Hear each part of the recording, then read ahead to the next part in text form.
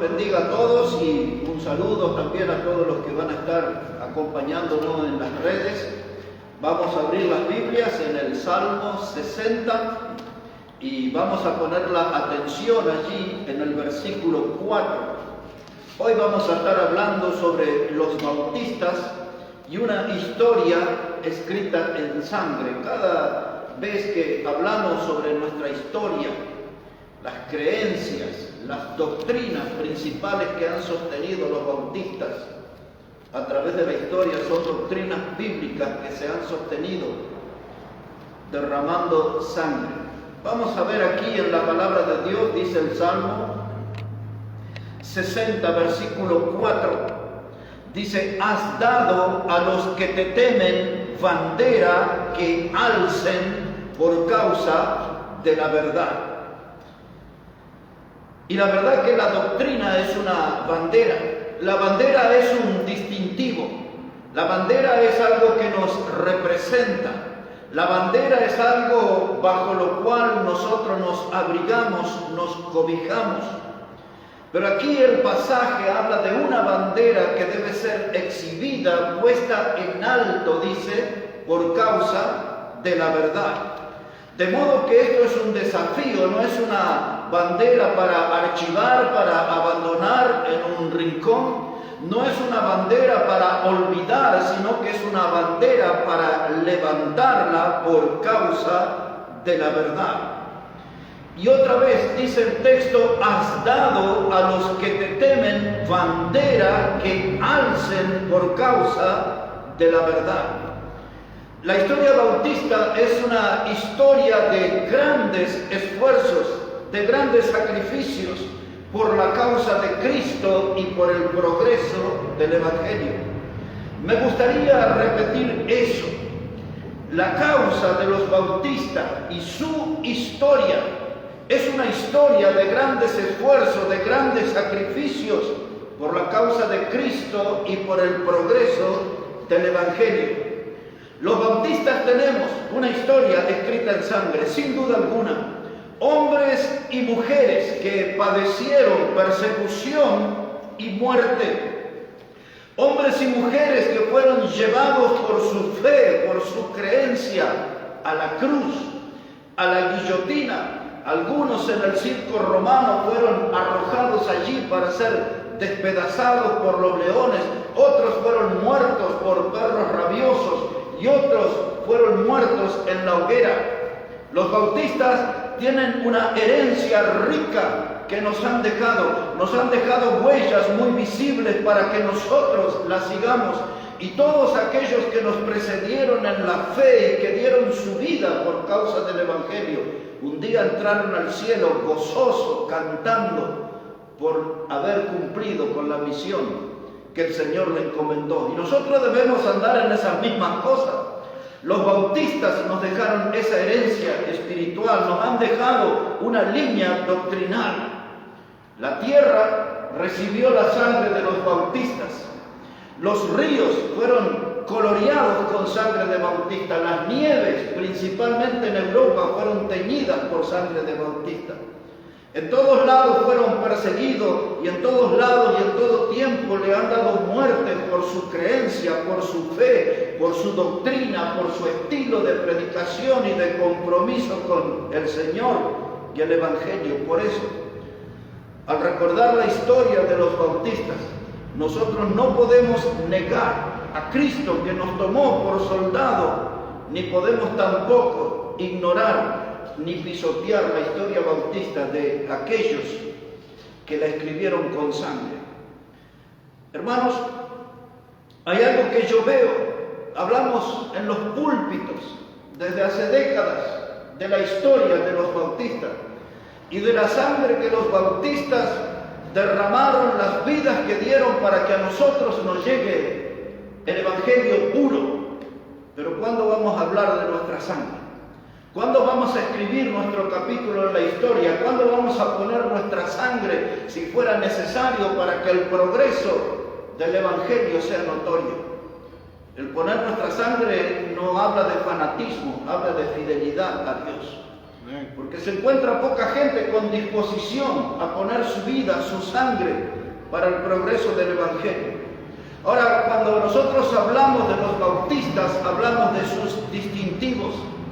Por ejemplo, aquí yo escribí en un rinconcito en la pizarra, que quizás no lo van a notar, pero ahí dice distintivos bautistas. ¿Cuáles son las doctrinas, los principios doctrinales que nos han distinguido a través de la historia? En primer lugar, yo cuando pienso en un bautista, estoy pensando en una persona comprometida con la fe, estoy pensando en una persona comprometida con la palabra de Dios. Cuando yo pienso en un bautista, estoy pensando en alguien que levanta su bandera a favor de la verdad, que pelea por ella y da su vida por ella. Es esa la imagen que yo tengo de un buen bautista. Yo les voy a llevar por un momento ahora en la palabra de Dios. Decía el Salmo aquí que Dios nos dio bandera para alzar por causa de la verdad. Y ahora mire a qué es lo que nos llama Judas. Una carta bien al final de la Biblia, antes de Apocalipsis. Allí un solo capítulo es la carta de Judas, pero es una carta muy profunda. Y el corazón de esa carta es el versículo 3. Observe conmigo lo que dice ahí la carta de Judas y el versículo 3. Dice la palabra: amados, por la gran solicitud que tenía de escribiros acerca de nuestra común salvación, me ha sido necesario escribiros exhortando que contendáis ardientemente por la fe que ha sido dada una vez a los santos. Y quiero tomar aquí esta expresión que dice combatir ardientemente por la fe.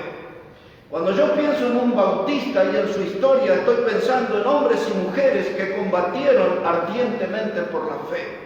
Esto no es un desfile de moda, no es una pasarela para exhibir vestimenta, es un campo de batalla donde hombres y mujeres tienen que levantar la bandera de la verdad, la bandera del Evangelio, de la palabra de Dios y combatir ardientemente por la fe.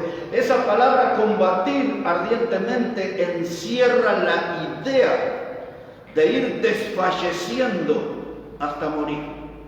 Siempre esta terminología implica la muerte, y los bautistas han hecho eso a través de la historia, han dado su vida por la causa de Cristo, y este ha sido uno de los distintivos que no se ha visto casi en otros grupos denominados como cristianos. Cuando pienso en un bautista, no solamente pienso en un combatiente por la fe, sino que pienso en una persona que cree en la Biblia como inspirada por Dios. Un bautista cree que la Biblia, desde el libro de Génesis hasta Apocalipsis, fue inspirada por Dios. Como le dijo Pablo a Timoteo en la segunda carta, capítulo 3, verso 16, le dijo: toda la escritura es inspirada por Dios. Y es eso lo que creemos los bautistas, toda la escritura. No pensamos que parte de la Biblia fueron escritas por Dios, pensamientos como dicen algunos. No, creemos que la Biblia fue inspirada por Dios. La palabra inspirada quiere decir que fue soplada, exhalada. La Biblia es la palabra de Dios. Como bautistas no tenemos ninguna duda acerca de eso. Cuando yo pienso en un bautista, también pienso en una persona que predica el Evangelio. Un bautista es alguien que cumple con aquel mandato del Señor Jesús que dijo en Marcos 16, verso 15, id por todo el mundo y predicad el Evangelio a toda criatura.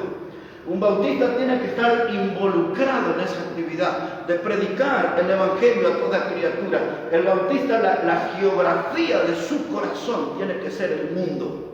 Alcanzar el mundo. Ese ha sido el pensamiento, el sentimiento y esa ha sido la acción de los bautistas a través de la historia. Predicar el Evangelio a toda criatura. Cuando pienso en un bautista, no solo pienso en alguien que levanta su bandera por la fe, no solamente pienso en alguien que cree que toda la escritura es inspirada, no solamente pienso en alguien que va por todo el mundo predicando el Evangelio a toda criatura. El bautista es un ganador de almas. Quizás la frase que se encuentra en Proverbios 11:30 resume eso. cuando dice el que gana alma es sabio.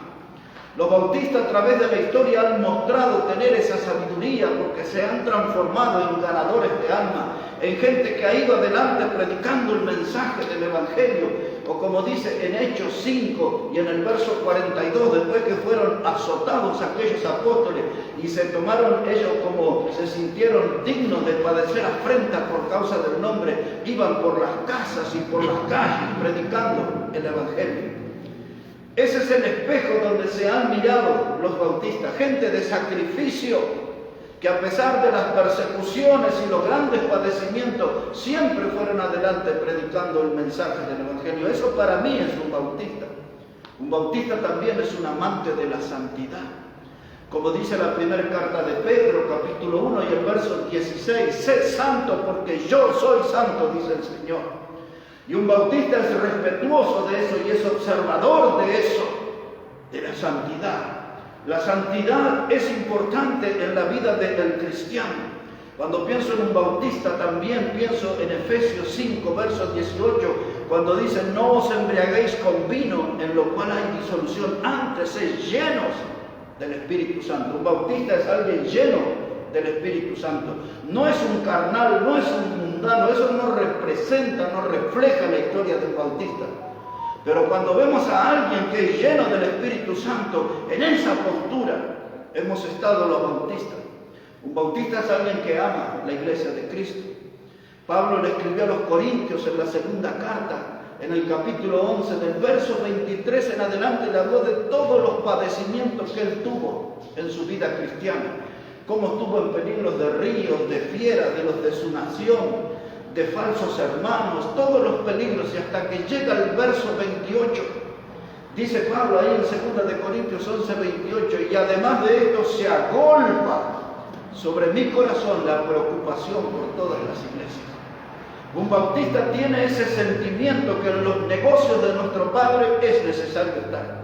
Eso es lo que dijo el Señor Jesucristo y eso es lo que siente un bautista, que tiene que estar en la obra de Dios. Pablo dice, se agolpa sobre mi corazón la preocupación por todas las iglesias. Bautistas, una historia escrita en sangre. Pero cuando hablamos de bautista necesitamos hablar también de la importancia de un nombre. Todos nosotros tenemos diferentes nombres. Claudio, Omar, Jefferson, Alex, Héctor, todos tenemos diferentes nombres. Un nombre distingue a una persona de otra. Y cuando hablamos en el campo espiritual sobre nombres, un nombre distingue una doctrina de otra. Por eso es que nosotros nos identificamos con el nombre bautista, porque creemos y entendemos que la palabra bautista es sinónimo de cristianismo bíblico. Voy otra vez con eso. Nosotros creemos y entendemos que la palabra bautista es sinónimo de cristianismo bíblico. Estoy queriendo decir con eso que al hablar de un bautista y un cristiano bíblico, estoy hablando de la misma persona. De la misma persona. Pero no son muchos los grupos y las denominaciones que reflejan eso. Yo personalmente no tengo ninguna duda de que los bautistas somos el pueblo de la Biblia.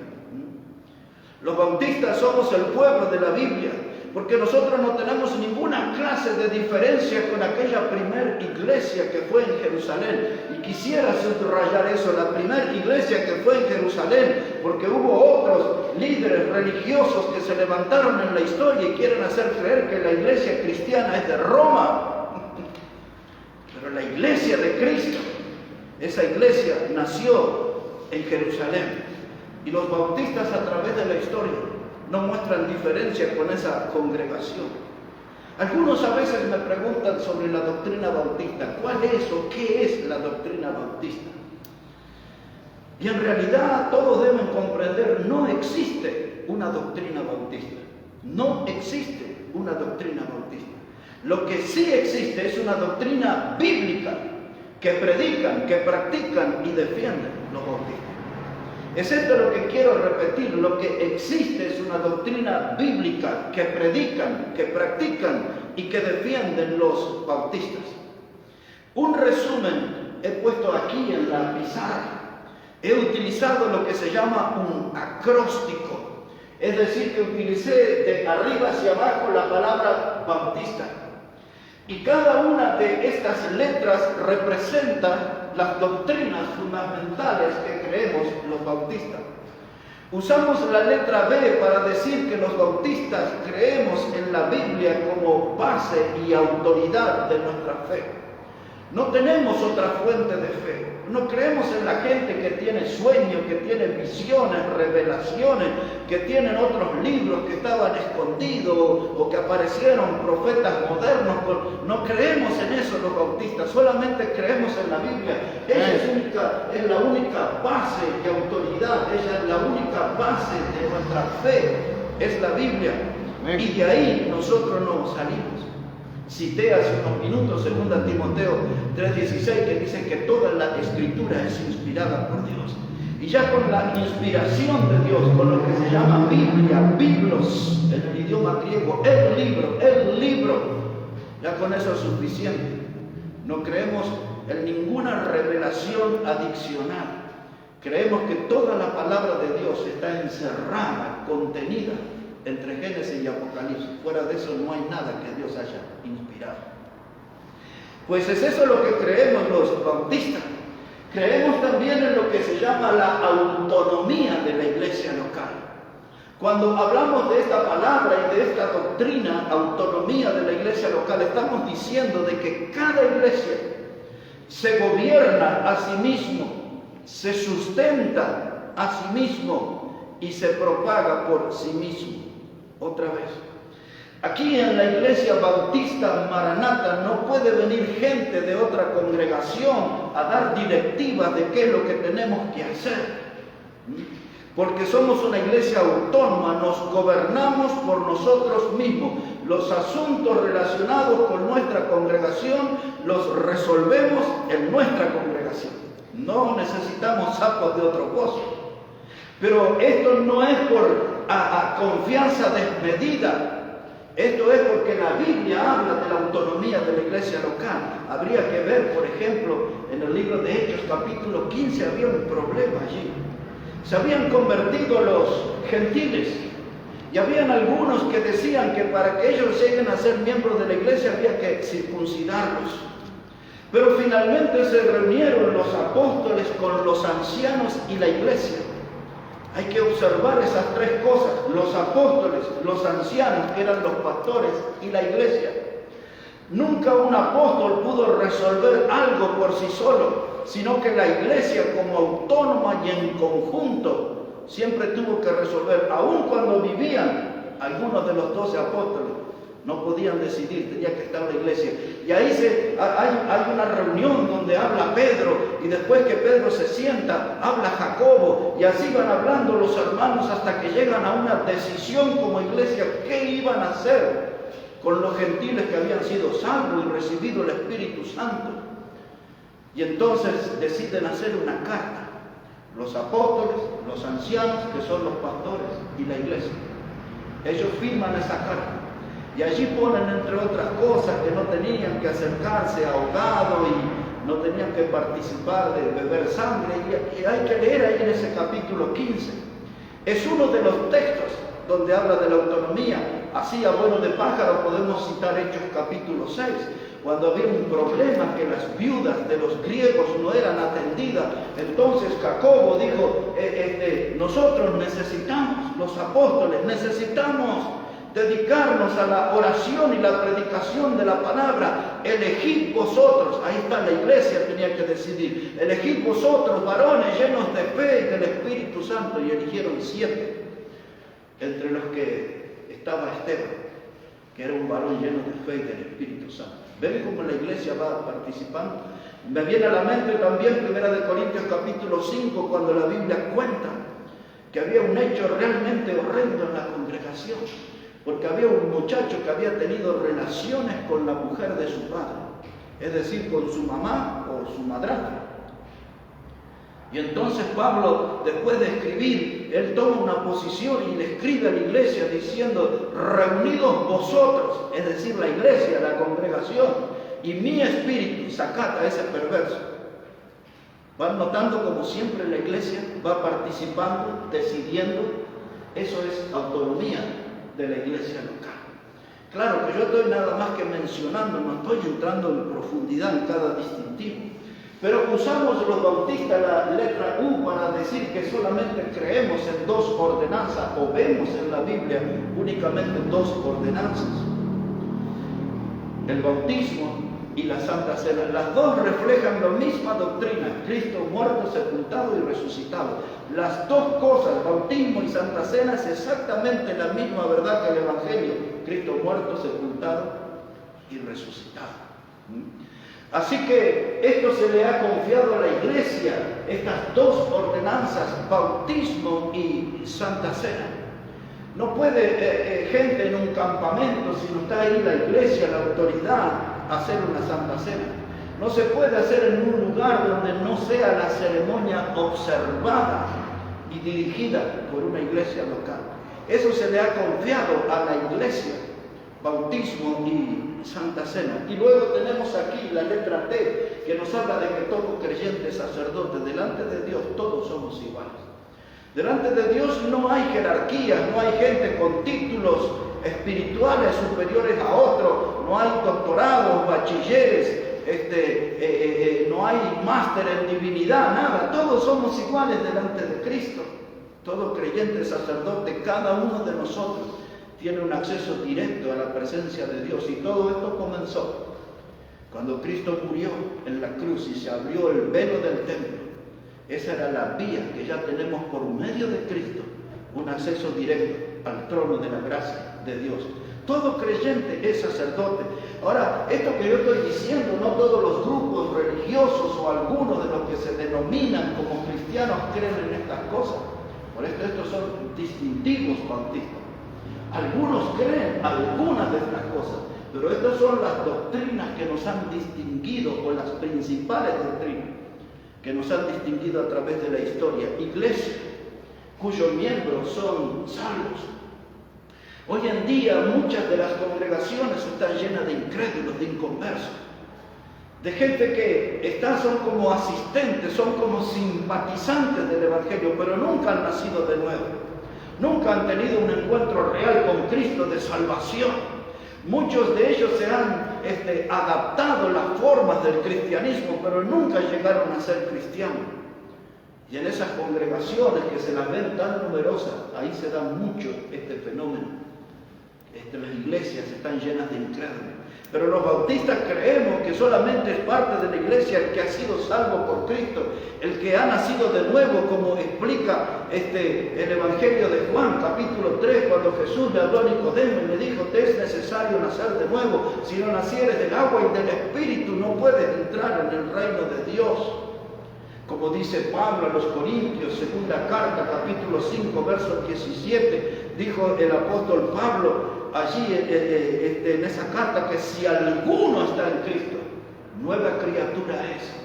Las cosas viejas pasaron, ahora todas son hechas nuevas. Y habla del nuevo nacimiento. Si usted está en Cristo, es una nueva criatura. Si usted va a una iglesia local y no nació de nuevo, usted no es salvo.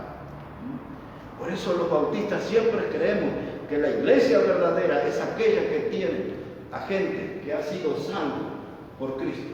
Aquí vamos, cuyos miembros son salvos. En algunas congregaciones son miembros porque el abuelo era miembro de la iglesia, fundador de la iglesia, mi padre era un predicador, pero si usted no fue salvo, usted no está unido a la verdadera iglesia de Cristo. Creemos los bautistas en la separación de la iglesia y el Estado. Hay países aquí como el nuestro, en la Argentina, que tienen una religión del Estado. En este caso es la religión romana. Y entonces el Estado sostiene a esa religión, sostiene sus seminarios, sus sacerdotes, en fin, sus instituciones. Ahora, nosotros que no creemos como ellos, ¿por qué tenemos que pagarle nuestros impuestos a su creencia? Nosotros creemos que cada iglesia se sustenta a sí misma, era parte de la autonomía. Yo no tengo por qué sostener a un culto con el cual yo no me identifico, no creo igual que ellos. Creemos que cada gobierno, cada país debe tener una libertad religiosa. Y yo quiero explicar, sin meterme en el tema, en esta frase creo que lo voy a explicar bien. Aquí en la Argentina no tenemos libertad religiosa, aunque la Constitución lo asegura, lo promete, pero no tenemos. Aquí tenemos lo que se llama una tolerancia religiosa. No estamos siendo perseguidos por nuestra fe, pero porque nos toleran, no porque somos libres. Porque ahora, cuando hemos levantado la voz en contra del aborto y en contra del matrimonio de homosexuales y todo, sí que vinieron los ataques. Y ahí se vio que todo era una tolerancia, no era libertad, no somos libres de decir lo que queremos. Y esto sucede en todos los lugares donde hay una religión enquistada en el Estado. La iglesia que Cristo formó es una iglesia independiente. Voy más al fondo de la historia. Voy al mismo libro de Génesis. Dios creó 3 instituciones y las 3 instituciones son independientes. Ninguna de las 3 instituciones que Dios creó tiene injerencia en otra. La primera institución fue la familia. La unión de hombre y mujer, de Adán y Eva. Eso es la familia en la Biblia y eso es lo que creemos los bautistas. Que la familia comienza con la unión de un hombre y una mujer. Así es. No 2 hombres, no 2 mujeres. Como algunos dicen, no era el asunto de Adán y Esteban, era Adán y Eva. Está bien claro en la palabra de Dios. Y la segunda institución que Dios creó es el gobierno humano. Cuando el hombre tuvo que salir del huerto del Edén por causa de su pecado, allí comenzó esa dispensación de tiempo que le llamamos la del gobierno humano. Y en tercer lugar, Dios creó la iglesia. Ahora, las 3 instituciones son independientes, no pueden entrometerse una en otras. Y de ahí viene nuestro punto, la separación de la iglesia y el Estado. El Estado no puede decirme a mí lo que yo debo predicar. El Estado no puede decirme a mí lo que yo debo creer. Yo tengo que ser libre porque Dios me hizo libre. Amén. Y sobre mi cabeza la única autoridad que hay es Dios. Amén. No hay un gobierno humano, no hay una institución humana. Creemos en la separación de la iglesia y el Estado. Y ya para ir a la recta final aquí, en este punto, la iglesia bautista acepta 2 oficios, pastores y diáconos. Aquí no hay pastores, no las vemos en la Biblia. Aquí no tenemos nosotros apóstoles en la iglesia. Los apóstoles fueron el fundamento y fueron aquellos 12 hombres que Cristo eligió. Y cuando ellos murieron, ese oficio se cerró. Nosotros no tenemos profetas, no tenemos sacerdotisas, creemos por la palabra de Dios en 2 oficios, pastores y diáconos, y estos tienen requisitos que son espirituales, morales y sociales, espirituales, morales y sociales. Y usted si lee 1 Timoteo 3, del verso 1 al 9, usted va a encontrar los requisitos para el pastor, y del verso 9 en adelante va a encontrar los requisitos para los diáconos. Si usted lee la carta de Pablo a Tito, capítulo 1, versículos 5 a 7, ahí va a tener requisitos para los pastores. 2 oficios, pastores y diáconos. Y por último, la letra S representa la doctrina de la soberanía de Dios. Entre otras cosas, Dios está sobre todo el universo. Decimos nosotros, Dios tiene el control. Nada de lo que sucede en este mundo sucede al azar. Nada de lo que sucede en este mundo sucede sin que Dios haya tenido conocimiento y control. Creemos en un Dios soberano. Me gusta cuando en Hechos 4, verso 24, después que sueltan a Pedro de la prisión y llega a una casa y hay un culto de oración, la oración que elevan al cielo es diciendo Dios soberano. Ahí ya le estaban reconociendo a Dios como el que está sobre todas las cosas. Ahora bien, estamos hablando de los bautistas y su historia escrita en sangre. Hemos mencionado sobre la importancia del nombre. Hemos hablado ahora de los distintivos de los bautistas. Y ahora el punto que sigue tiene que ver con una advertencia. Cuidado con los usurpadores del nombre. Cuidado porque hay gente que se apodera de nuestro nombre, pero no predican y no representan las doctrinas que creemos los bautistas. Les voy a leer un pasaje en la palabra profundizar en este punto. Si pueden ir por un momento a 2 de Timoteo, el capítulo 3. La segunda carta de Pablo a Timoteo, capítulo 3, y el versículo 7. Segunda carta de Pablo a Timoteo, capítulo 3 y versículo 7. Mire cómo dice ahí la palabra de Dios.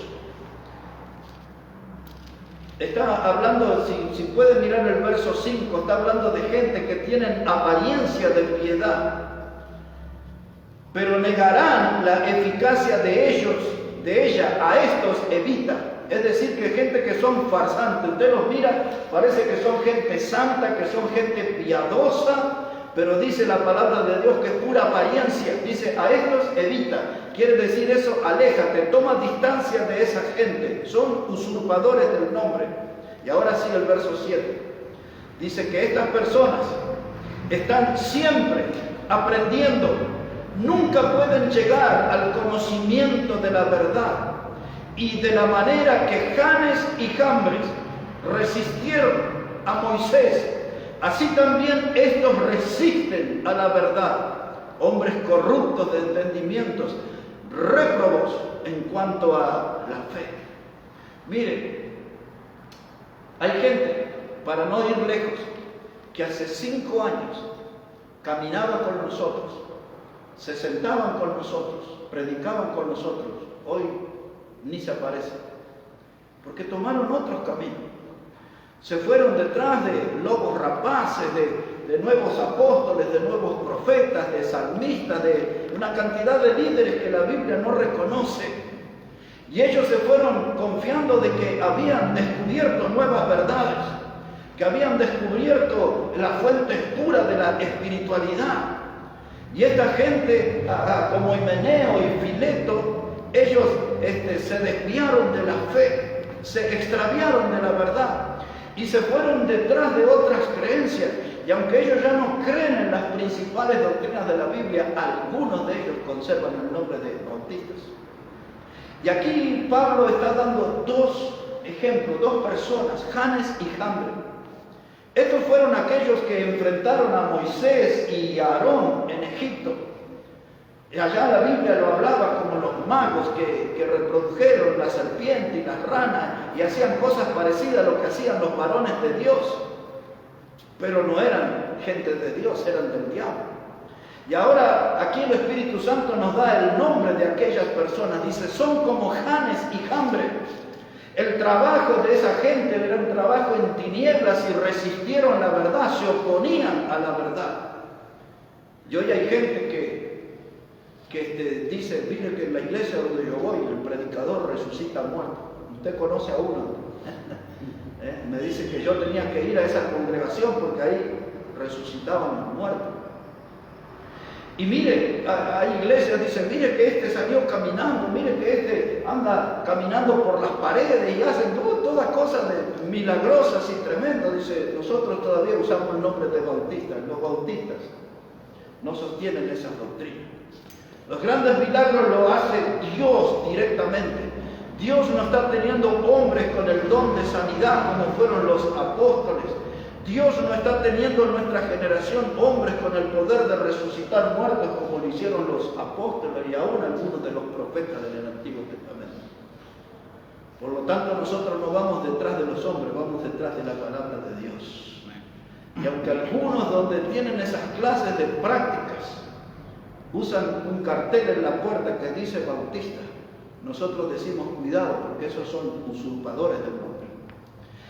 Y les voy a dar una pista más. Usted puede ver ahí hoy los bautistas renovados. Si se renovaron, entonces ya perdieron algo de pureza, ¿no? Ya no son tan bautistas, son bautistas pero renovados.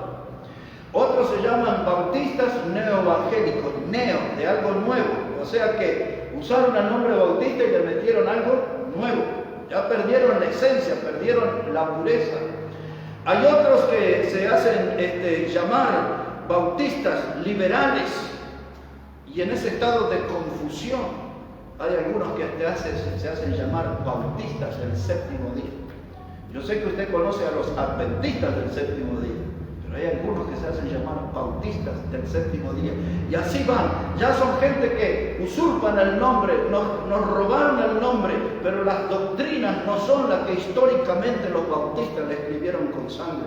Y usted entra a esas clases de cultos a veces y los cánticos son neopentecostales, son cánticos carismáticos, y usted ve esas congregaciones que se parece a una sala de baile. Lo que ellos cantan no hace que la gente caiga de rodillas para orar. Lo que ellos cantan y le llaman alabanza o adoración no hace que la gente salga motivada a ganar almas.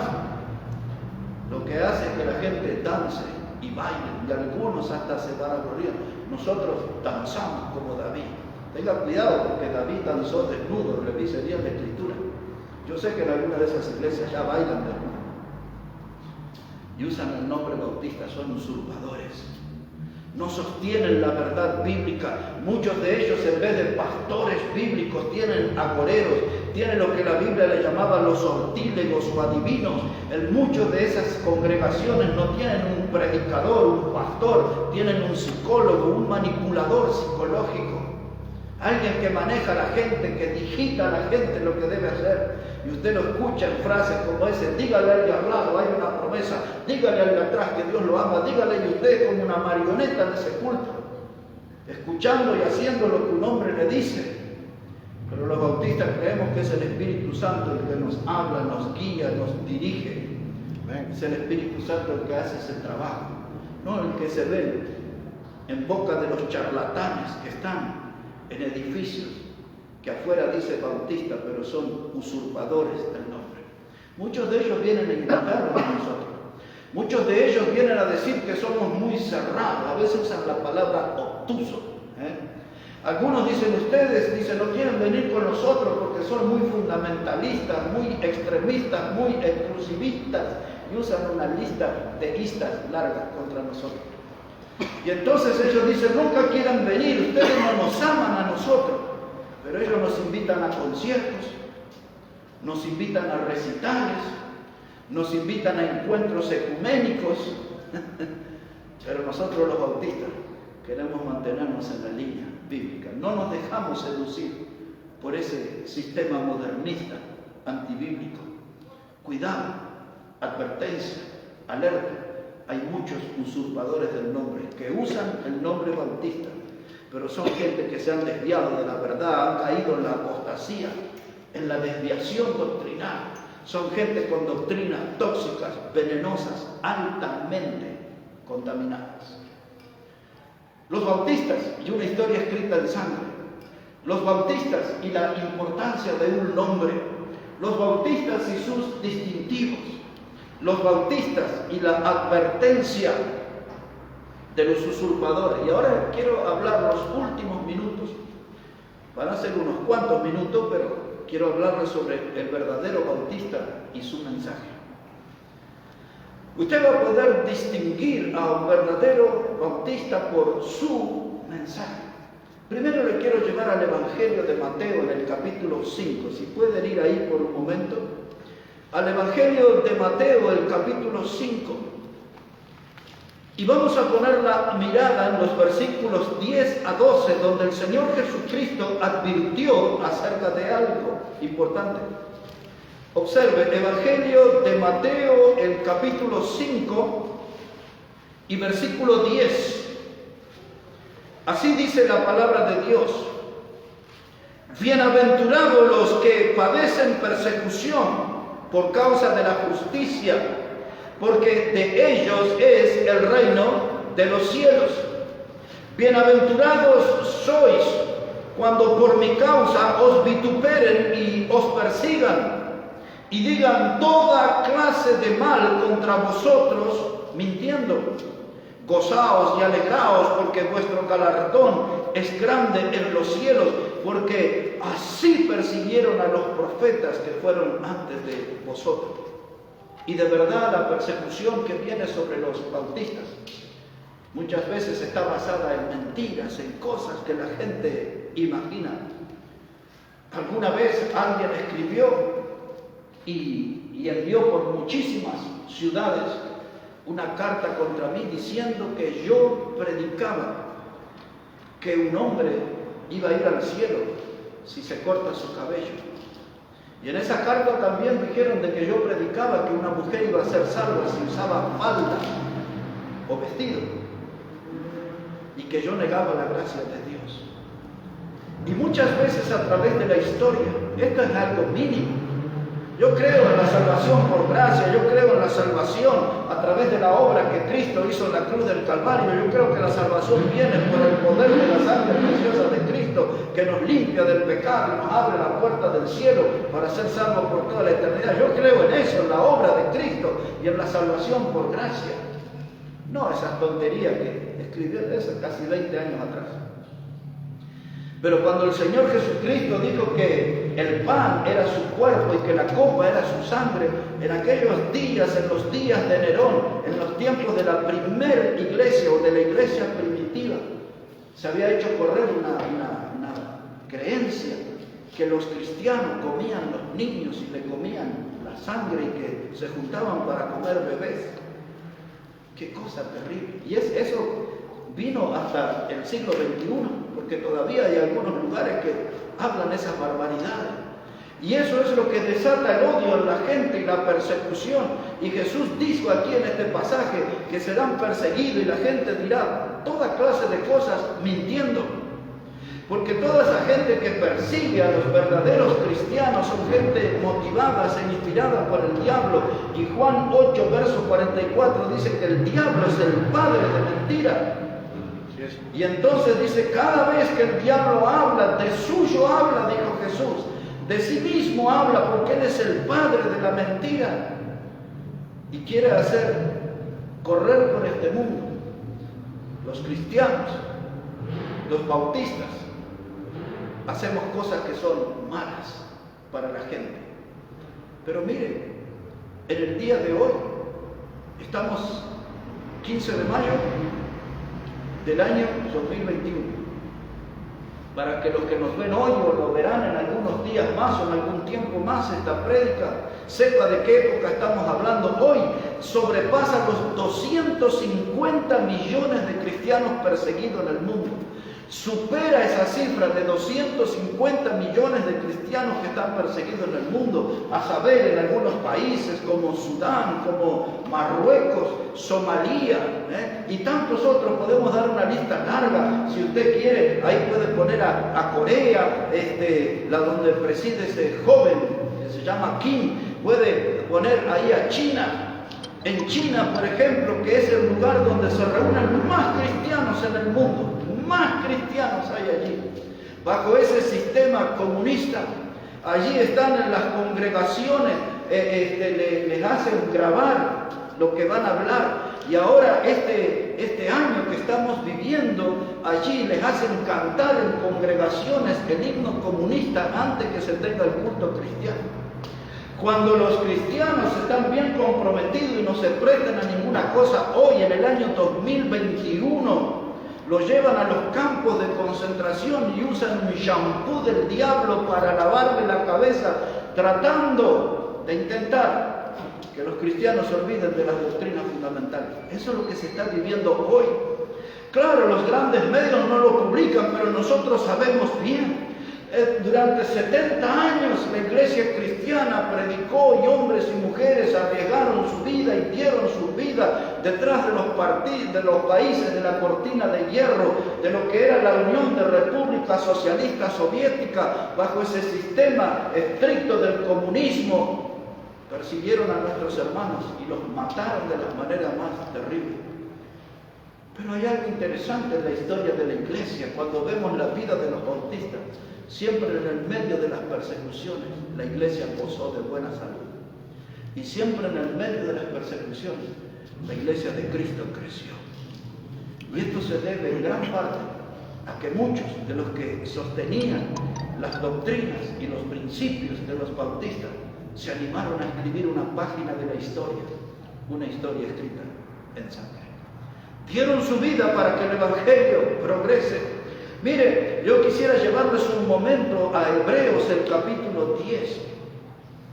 Solamente voy a leer 2 o 3 pasajes y después voy a hacer una serie de comentarios finales y terminaremos. aquí en Hebreos capítulo 10, para que usted vea en el pasado cómo quedó reflejado lo que se está viendo hoy en muchos lugares. En Hebreos capítulo 10, esta carta fue escrita a un grupo de cristianos que estaba en el exilio, y muchos de ellos estaban ahí teniendo una vida muy difícil, siendo perseguidos, y ya vamos a leer lo que les estaba pasando. Y algunos pocos habían vuelto a su religión original, el judaísmo. Otros estaban pensando en desertar de la fe y volverse atrás. Y en medio de esas vivencias se escribió esta carta y esta porción que voy a leer para ustedes. Dice aquí Hebreos capítulo 10, verso 32. Dice la palabra: pero traed a la memoria los días pasados, en los cuales después de haber sido iluminados, sostuvisteis gran combate de padecimientos. Por una parte, ciertamente con vituperios y tribulaciones, fuisteis hechos espectáculo, y por otra llegasteis a ser compañeros de los que estaban en una situación semejante. Porque de los presos también os compadecisteis, y el despojo de vuestros bienes sufristeis con gozo, sabiendo que tenéis en vosotros una mejor y perdurable herencia en los cielos. Observe el verso 32 otra vez. Hay una exhortación, un desafío. Dice: traed a la memoria los días pasados. Aquellos días donde la gente salió de las tinieblas y vino a la luz admirable de Cristo Jesús. Nació a la fe, vino a poner su fe en Cristo. Dejaron su sistema religioso, su sistema mundano, su sistema pagano algunos, y vinieron a abrazar la fe en Cristo Jesús. Fueron salvos por Cristo. Muchos de ellos fueron allí desheredados en la familia. Pablo fue uno de esos. Se puede ver eso en Filipenses capítulo 3. Cuando él habla de que todas aquellas cosas que antes para mí eran ganancia, las he estimado como pérdida y como basura, dice él, por amor a Cristo. Él fue uno, pero fueron muchos los que fueron desheredados por creer en Jesús como el Salvador. Muchos de ellos fueron perseguidos y resistieron. Pero ahora, con el paso del tiempo, las persecuciones se acentuaron, y aquí usted vio la palabra espectáculo. Vio que está acompañada esa palabra con la expresión gran combate de padecimientos. Es decir, que era una guerra, una batalla de dolores, de sufrimientos. Y allí la palabra espectáculo es la palabra griega teatrón, de donde tomamos nosotros la palabra teatro. Era el término que se utilizaba, por ejemplo, para hablar del circo romano, del Coliseo, donde entraban allí los cristianos formando el último lugar en la fila, dice Pablo, ya lo vamos a leer, dice él, como condenados a muerte, y allí eran muertos por los gladiadores bajo el aplauso y la gritería de aprobación de la gente que mataran a nuestros hermanos en la fe. Les soltaban los leones para que se los devoraran delante de la mirada de la gente, que nadie se conmovía, sino que aplaudían y disfrutaban de ese espectáculo que en la historia se llamaba pan y circo. Y ahora miren, dice, fueron ofrecidos como espectáculo ahí, en ese lugar. Y ahora dice la palabra de Dios en este texto que hemos leído, que ellos en el verso 34 dicen: de los presos compadeciste. Esos presos no eran delincuentes, no eran ladrones o homicidas, eran predicadores de la palabra, eran gente que tenía la fe en Cristo. Sin embargo, había gente que iba y los visitaba y arriesgaba su vida. Se compadecieron, se interesaron por el estado de los hermanos que estaban en prisión, en calabozos inmundos, oscuros, húmedos, llenos de ratas y alimañas. Pero había algunos que no les importaba perder su vida y se mostraban preocupados al visitar a los hermanos en las prisiones. Dice: de los presos compadeciste. Y ahora dice aquí, dice la palabra de Dios: y el despojo de vuestros bienes sufriste y con gozo. Es decir, que esa frase nos habla sobre cristianos que perdieron sus propiedades, se las derrumbaron, se las robaron, otros sus cosechas eran quemadas o robadas, los bienes perdiste, pero con gozo lo recibiste, porque tenían la fe en Cristo y porque no le importaban las cosas materiales de este mundo, porque ellos como nosotros no somos ciudadanos del mundo, somos ciudadanos del cielo por medio de la fe, de la salvación en Cristo. Y por eso dice aquí el escritor a los hebreos, sabiendo que tenéis vosotros una mejor y perdurable herencia en los cielos. Me gusta el apóstol Pedro cuando habla de una herencia inmarcesible. Es la palabra que usa. Inmarcesible quiere decir algo que no se marchita, algo que no se deteriora, que siempre está conservado en excelente estado. Esa es la clase de herencia que nos espera. Pensar que hay gente que sufre y pierde el sueño porque se le rompió el celular o porque le robaron el celular. Pero la palabra de Dios nos habla de una herencia en los cielos, una herencia inmarcesible. Les hablé de las persecuciones de los cristianos. Miren cómo Pablo le escribió a los Corintios. Primera de Corintios, el capítulo 4. Tengo varios pasajes más para leer, pero solamente voy a hacer un comentario final después de este y vamos a terminar por hoy. Primera de Corintios, el capítulo 4 y el versículo 9. Mire cómo dice el apóstol Pablo allí. Primera carta a los Corintios, el capítulo 4 y el versículo 9. Dice la palabra de Dios, estamos hablando de este último punto que se trata de los bautistas y el mensaje verdadero. En este punto del bautista y el mensaje verdadero, dice Pablo acá, verso 9, porque según pienso, Dios nos ha exhibido a nosotros los apóstoles como postreros, como a sentenciados a muerte, pues hemos llegado a ser espectáculo al mundo y a los ángeles y a los hombres. Ahora, miren, quiero dos frases que retenga aquí. Pablo dice que ellos fueron exhibidos como sentenciados a muerte. Y la otra es la palabra espectáculo que ya les comenté. Espectáculo es teatro, el coliseo. Y Pablo dice, aquí estamos los cristianos en el coliseo como sentenciados a muerte. Porque esta era la costumbre, hermanos. Estaba el coliseo repleto de gente, miles de personas. Y comenzaba un desfile en la arena. Primero pasaban los generales que venían de conquistar territorios, de ganar batallas. Y ellos pasaban allí y eran aplaudidos por la gente. Y después de ellos pasaban los gladiadores, que eran los que iban a pelear en la arena. Y a algunos de ellos morir en ese espectáculo.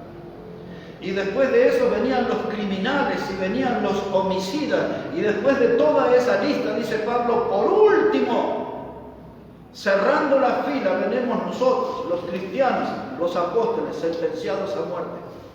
Dice él, entramos a la arena, pero no saldremos con vida. Y había algo que cuando eran muertos por la espada de los gladiadores o devorados por los leones, ¿por qué esos hermanos allí en la arena se agrupaban y cantaban alabanzas a Dios? Y esto era algo que desconcertaba a los romanos, diciendo, pero van a ser muertos en un instante nada más, y ahí están cantándole a Dios y alabando a Dios. Era algo que no podían entender, y nuestros hermanos en la fe cantaban porque ellos saldrían de esta tierra y entrarían en el cielo gozosos, contentos por haber cumplido la misión que Cristo les encomendó. Y ahora cuando miramos nuestras vidas y nuestras congregaciones, qué lejos que estamos de ese estilo cristiano, ¿no? Qué lejos que estamos de esa clase de compromiso. Qué lejos que estamos de esa vivencia de fe que tenían nuestros antepasados. Hay algunos que quieren borrar la huella de nuestra herencia a base de gritos, de cánticos, de bailes, de show, de espectáculos que montan absurdos en las congregaciones. Sin embargo, las huellas deberían estar bien visibles de aquellos que los precedieron en la fe. Ellos nos enseñaron cómo vivir, nos enseñaron cómo servir, y muchos de ellos hasta nos enseñaron cómo morir glorificando al Señor. Necesitamos revisar la Biblia, necesitamos rever el cristianismo y no salir de este modelo, no salir de este molde. Esta gente que moría en fidelidad a Cristo, eran llamados los despreciados. Mírenlo conmigo acá. Capítulo 4 y versículo 10 del 1 Corintios. Dice Pablo, nosotros somos insensatos por amor de Cristo, mas vosotros prudentes en Cristo. Nosotros somos débiles, mas vosotros fuertes. Vosotros honorables, mas nosotros despreciados. Así eran llamados los cristianos, los que eran fieles, los verdaderos, despreciados. Pero Pablo le escribió a los corintios porque esa moda de la iglesia de Corinto es la que llegó a este siglo XXI, donde los hermanos se preocupaban por la fama, se preocupaban por el trascender, se preocupaban por el bienestar económico, la doctrina del confort, y se preocupaban por tener dones espectaculares. La iglesia de Corinto, la gente quería hablar en lenguas, quería hacer sanidades, la gente quería estar allí, el doctor tal, el ingeniero tal, y aquí está, siempre con títulos y cosas así que tenían relación con lo mundano, y esa iglesia era un desastre porque los hermanos se peleaban y había grandes rivalidades. Esa era una de las iglesias, hermanos, donde colaban el mosquito y dejaban entrar el camello. Lo que pasa en los cultos modernos de hoy.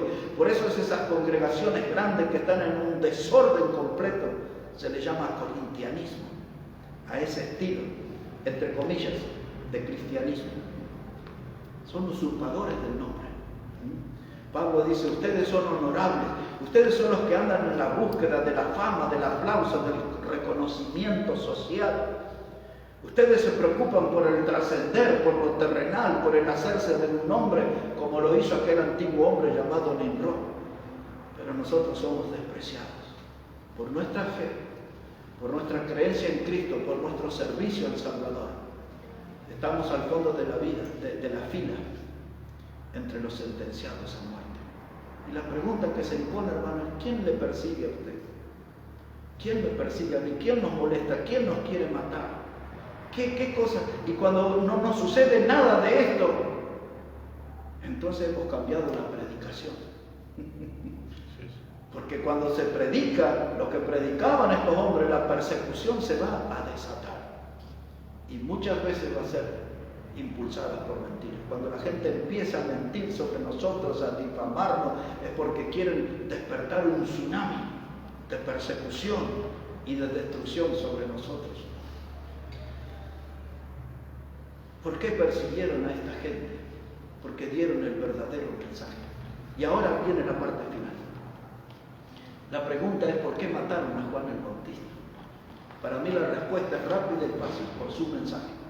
Porque Juan el Bautista se paró y llamó a la gente y lo llamó al arrepentimiento y que se bautizaran en el río Jordán confesando sus pecados. Cuando él vio a los líderes religiosos, a los que representaban la clase hipócrita de aquella sociedad, él les dijo, generación de víbora, ¿quién les enseñó a huir de la ira venidera? ¿Cuántos predicadores en los púlpitos hoy dicen eso?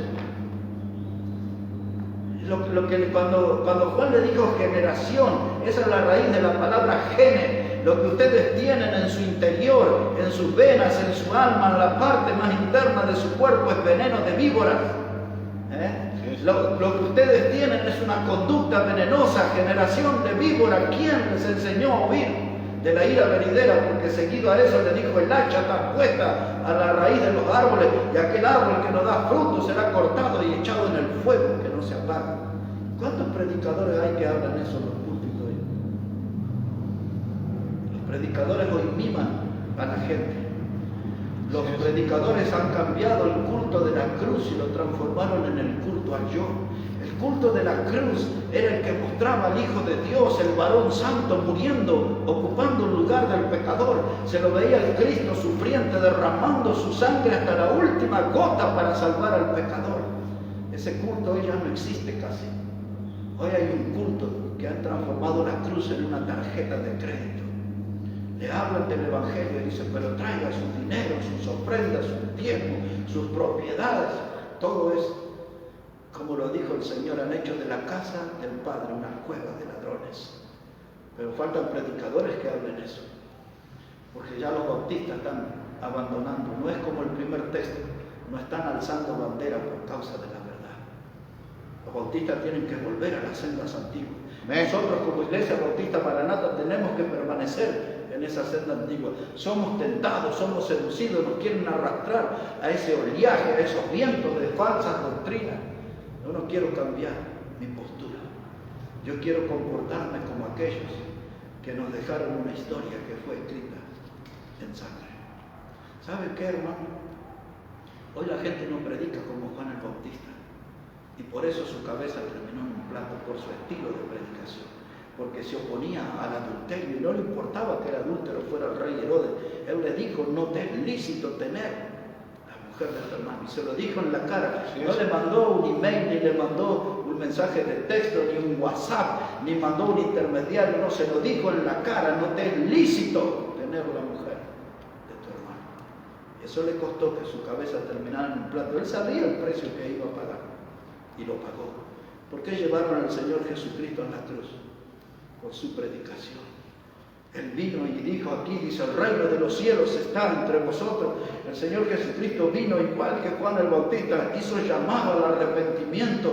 El Señor Jesucristo dijo las cosas como se debían decir, entre otros tantos lugares. Mateo capítulo 23 le habló a los fariseos y les dijo a ellos: ustedes son sepulcros blanqueados, ustedes son ciegos, guías de ciegos, y le dio todo el sermón que le tenía que dar. ¿Cuántos predicadores hablan así hoy en el público? Dice: no, ustedes son la niña de los ojos, ustedes son tan importantes para Dios, ustedes son la joya del Evangelio, y les mienten, le endulzan a la gente. Cuando la Biblia dice que nosotros somos lo vil, lo necio y lo menospreciado del mundo, donde la Biblia dice que nosotros somos aquellos que tienen un corazón engañoso y perverso. Eso es lo que yo leo en la Biblia. Yo no sé qué leen esos predicadores que hablan así de cositas tan bonitas y poéticas. Pero Juan el Bautista, su cabeza terminó en un plato por su clase de mensaje, su predicación. Al Señor Jesucristo le llevaron en la cruz por su predicación.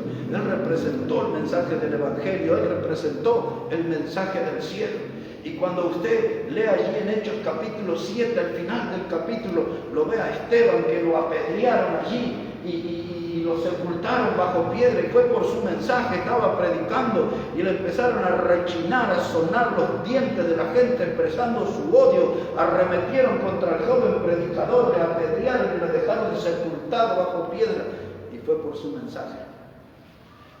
Y llega a Hechos capítulo 12 y ve que Jacobo fue muerto a espada, y fue por su mensaje.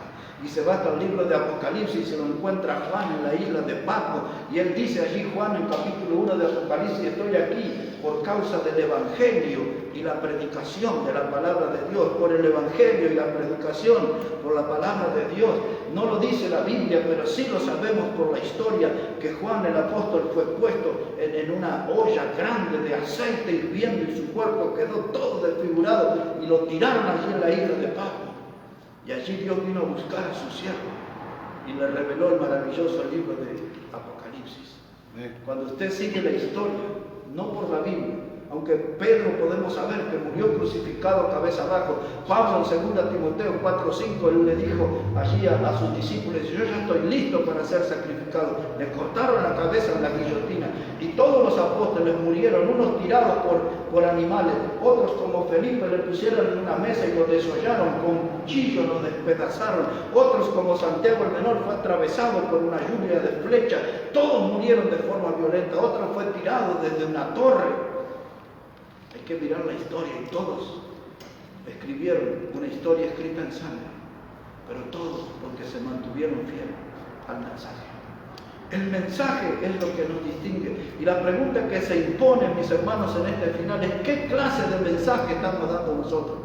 Porque nadie nos molesta, ya no nos critican, ya no nos atacan, nadie siente deseo de matarnos a nosotros, ni tenemos muertos por la fe entre nosotros. Y mi duda es: ¿no será que hemos cambiado el mensaje? Lo cierto, la historia bautista es una historia escrita en sangre.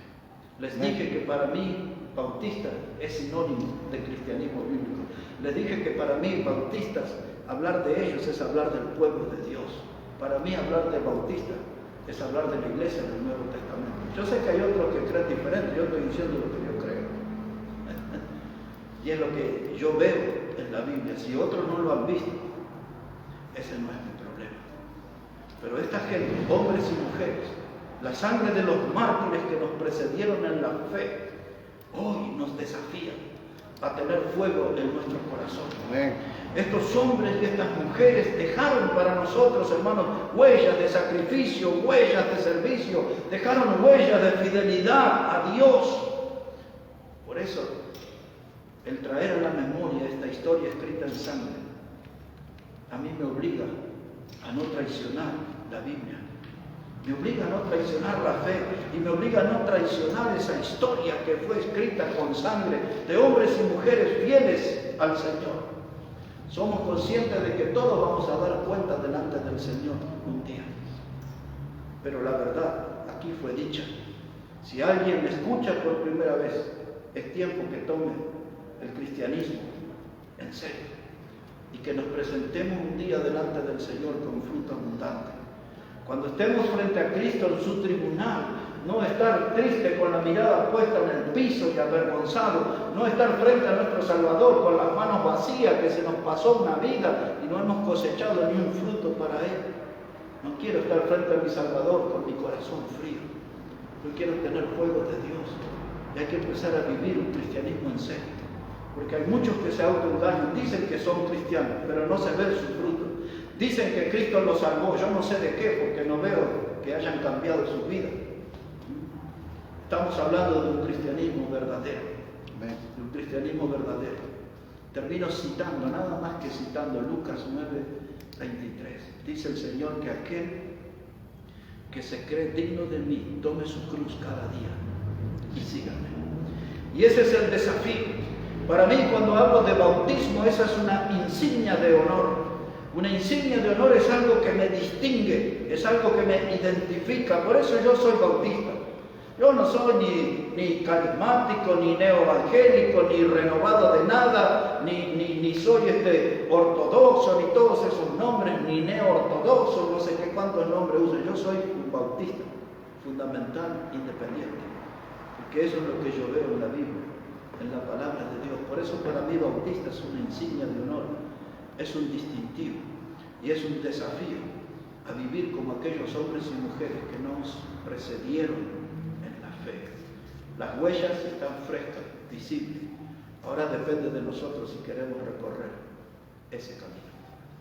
Vamos a orar al Señor y bueno, hay muchos que tienen que tomar esa decisión. Una decisión, un compromiso de seguir a Cristo. Hay algo que dejar y hay algo que tomar. Hay que dejar lo mundano, hay que dejar el materialismo que se impone, hay que dejar lo carnal y hay que aferrarse a la verdadera fe y a la cruz de Cristo y caminar con Él, caminar con nuestro Salvador. Padre, gracias te damos en este día por tu palabra.